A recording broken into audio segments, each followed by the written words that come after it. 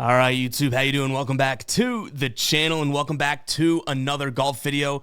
Kind of a weird one. We have a weird field, an interesting course to dive into this week. We're looking at the Mexico Open at VidantaWorld, I believe formerly known as VidantaWorld. Had a couple different course names. It's honestly even played in different categories of, golf here. We've had Corn Ferry Tour events here, and obviously PGA events here as well. So yeah, excited to dive into this one. Like I said, it is a little interesting just based on the field. We really had to do some digging.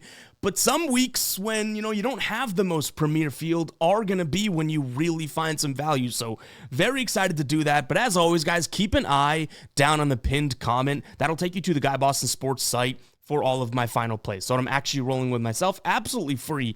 If that does interest you, that link will be down in the pinned comment. So let's go ahead and jump into the Mexico Open. All right, YouTube, how you doing? Welcome back to the channel. I tell you guys I'm a dummy all the time. They don't suck. They've just been sucking. Get them down to -3 for more juice than Jose Canseco in his prime. Tell me you're new without telling me you're new. So don't go jumping down my throat in the comments, right? If you want to fade me, or if you do want to ride me, this still leaves a bad taste in my mouth, right? And remember, more chins, more wins. All right, Prize Picks still offering that play 5, get 50 instantly deal right now. All you have to do is place a $5 lineup as a new user. You're going to get $50 into your account instantly. If that $5 lineup hits, you still get that payout. It's an absolute no-brainer. Go ahead and check it out, guys. That link will be down below in the pinned comment as well as the description, whichever is easiest for you. In fact, you could just download Prize Picks on your phone or go on Prize Picks on the desktop. Use code GUYBOSTON when signing up. You'll get all of those deals as well. So go ahead and check it out. Again, play $5, get 50. You're just 10xing your money by signing up and placing a $5 entry. Sounds like an absolute no-brainer to me. Go ahead and check it out. But let's dive into the Mexico Open here. So like I said, VidantaWorld, we've also seen it, right here you'll see in a second, VidantaWorld, via datagolf.com. Driving distance and approach are going to be the two things that we're told to focus on here. I definitely took this in more of an approach direction, but here's the information for yourself. Do with it what you want, right? But if we want to look at this course and the last 3 years and how guys played on this, where did they make up ground? We're seeing a lot of off the tee and approach. So that definitely checks out.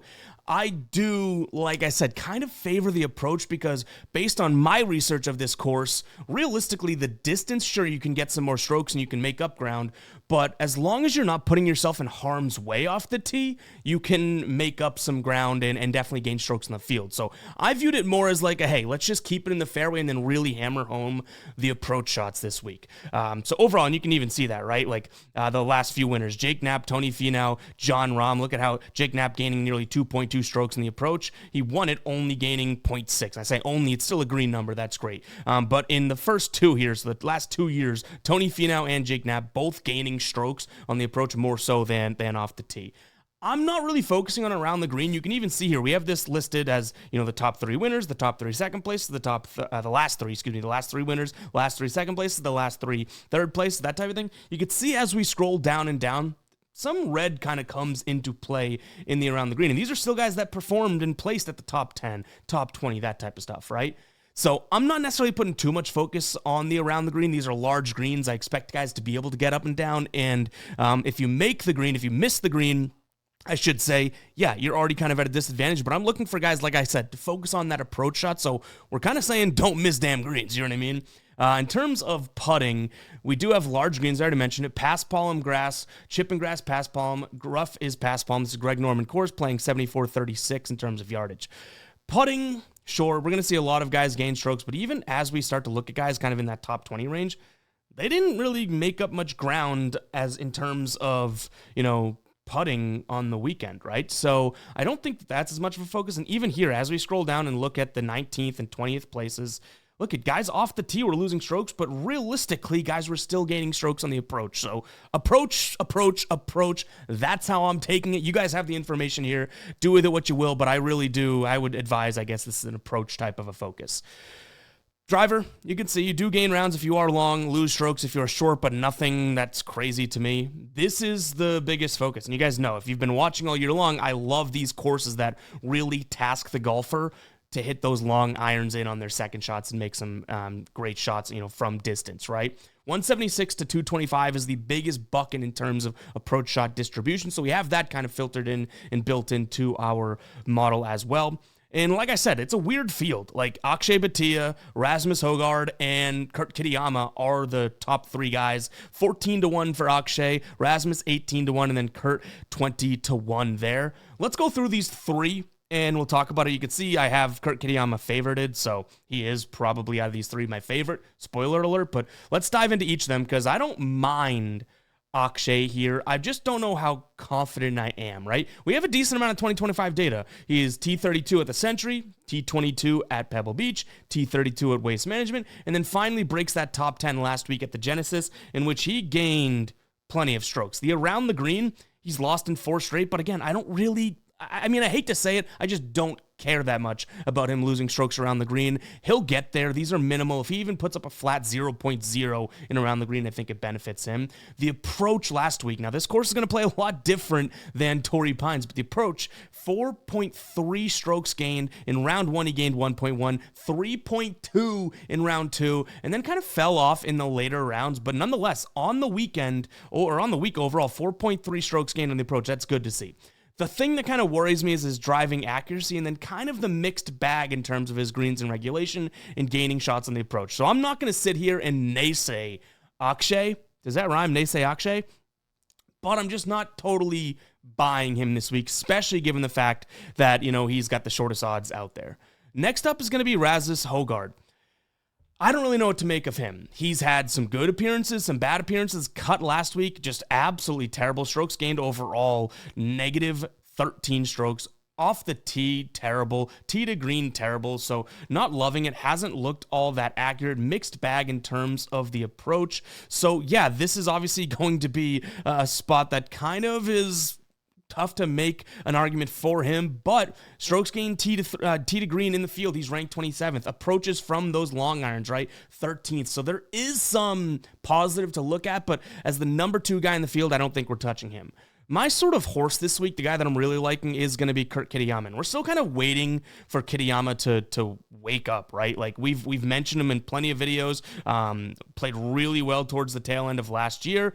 Everything's just been kind of spotty this year. In terms of his 2025 spots, T37 at the Sony, American Express T58, Farmers Cut, Phoenix Open, tied 49th. Driving accuracy has been a struggle. Even if you look at those last 4 rounds, you could see it really doesn't get much better. His approach doesn't look all that tremendous, but if we do look at his last 16 rounds, things start to look a little bit better. Gaining strokes on the approach. His birdie conversion is right around tour average, 3 putting less. So I do like him. He definitely has the distance as well. And, if we do want to give some credence to what we saw earlier, if you are 20 yards longer than tour average, 2.3 strokes gained per round can be expected. He is 18, so he's just about 20 yards longer than tour average. So I like him for the sole fact that I think we're just a week or so away. Like, he showed some life here, right, at the Waste Management Phoenix Open. Strokes gained on the approach, 2.4. Off the tee, 1.2. Tee to green, which is super important here this week because, like I said, I'm not valuing around the green or putting all that much. So tee to green, anything before that, I'm loving. 3.8. Round 1 looked great, right?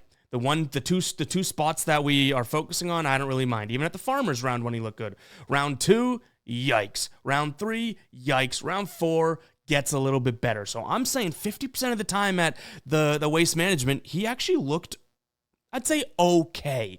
All right, so I think that out of the guys we have here, him being at plus 2,000 to win outright probably has the best, value in terms of my opinion. And even look at what we have in terms of built into our model, right? If we go through this, off the tee we've weighed, distance from center of the fairway we've weighed, because again, I don't think this is the total bombers course, even though some numbers would indicate that, and you can go in that direction if you want. I do think that just put it in the fairway, don't get yourself any tough lies, allowing you to go for that, 200-yard approach, right? Ball striking is built in. Tee to green is built in terms of strokes gained. Approaches from that 175 to 200, and then we've even got around the green and putting at some small, because you can't leave that stuff out. I'm just not focusing on it, right? But he kind of checks all of the boxes here. And then a few other guys towards the top of the list that, at least in my opinion, check the boxes. Michael Kim, that can be one that we kind of dive into here. So Michael Kim, talk about a mixed bag. We've definitely seen a mixed bag out of him. Genesis T13, and he didn't really even do anything that was all that spectacular. And T2 at the Phoenix Open definitely looked really, really good. A lot of strokes gained on the approach, as well as tee to green, phenomenal. I think this course is going to play a hell of a lot different. So while I still do like him, and I like his ability here, I'm not totally all over him, right? Like, I think that, yes, him and Kurt Kitayama are the two guys that I like the most that we've looked at so far, but I think we're going to dig a little bit deeper in terms of what we're looking at when it comes to this field. And like I mentioned, Taylor Moore is another guy that we like. We can see he's actually put together somewhat of a decent season. Not many guys have, all that much history here, but again, this is played really in different, like I said, Korn Ferry Tour events, PGA Tour events, so that type of stuff. Q-School, maybe even. But Steven Yeager, some good history at least here, so maybe we put him on the list for now just for the history, but nothing else is kind of chiming in right now. But in terms of what we like, now I have a list here, a pretty short list of who I'm liking in this spot. 8 guys, right? A few of them pretty deep. In fact, if we look at this, take out my favorites and just say who ranks in terms of those weighted percentages that we put in, Nicholas Norgard is our number one guy, and right now he's got like plus 200 odds for top 20, which I don't mind. Number one in terms of strokes gained off the tee, distance from center to the fairway, accurate enough, ball striking number one, tee to green number one, approach number one, approaches from 175 to 200, top 15. The putting, yeah, it doesn't look all that tremendous, right? Putting first the field, there's only like, how many guys in this field? 129, so he's towards the damn bottom in the field, but everything else kind of checks out. So that's definitely a guy, if we can get some good plus money behind, wouldn't mind kind of sprinkling on. Kurt Kitayama being number 2 there. But a few of the other guys that I'm liking here, at least in terms of, considering this week, right, would be Jake Knapp, who won last year, going back-to-back, winning the same tournament. Obviously, it's very tough, but check this out. T44 at the Waste Management, T17 at Genesis. Maybe he's starting to work his way into form here overall. And if we look at those 2 tournaments of him, we can kind of see, yeah, the thing that helped him place, well at Genesis and even kind of make a little bit of a push, because he had a decent, as he got closer to the hole, decent round 4 at Waste Management. But even through that entire tournament, 3 out of 4 rounds, he gained on the approach. So if we see him gain on the approach, that could be really good. I just don't know if it's going to be the accurate Jake Knapp or going to be the bomber Jake Knapp. He is the winner, so obviously he plays well, previous winner, but plays well here. But a guy that I could not overlook, especially if he's starting to play better, right? That T17 at Genesis is definitely something to kind of perk my ears up at. CT Pan. CT Pan, T3 here last season, or last year. Is this a guy that I'm all over? Not so much. We don't have the most amount of data from him in terms of this year, right? But what I will say, he's accurate. We don't need to worry about the driving distance. He's kind of just right on pace with tour average, but damn is he accurate. He's also, converting his birdies at a higher percentage, so he could be someone that we consider. He's hitting the greens in regulation from the buckets that we want. Like, as the distance goes further, looks like he does a little bit better. And even when we look at this from a ball striking perspective, top 23 in the field here. So yeah, I don't mind it. Distance from center to the fairway, I already know he's accurate. Tee to green, 7th. Around the green, putting, great. If his putter gets hot, that's going to help. Not our focus this week. Joel Dahmen is one that I've kind of, no pun intended, putted around here. He's got some serious talent that could definitely be of use to us this week. The problem is he's just super inconsistent. Even this literally looks like a Christmas tree, right? There's some dark greens, some dark reds, but he's accurate. He's going to gain strokes on the approach from the buckets we're looking at. His around the green and putting, yes, they're the issue, but that's not my focus this week. So he kind of fits the bill fairly well, out of what we've seen so far this season. He's looked pretty bad, but he does have a top 10 in there at the Farmers. I don't know. I get confused by Joel Dahmen. Even if you guys have ever watched the Full Swing documentary, it's like people say that he's one of the most talented guys, but his head just gets in the way.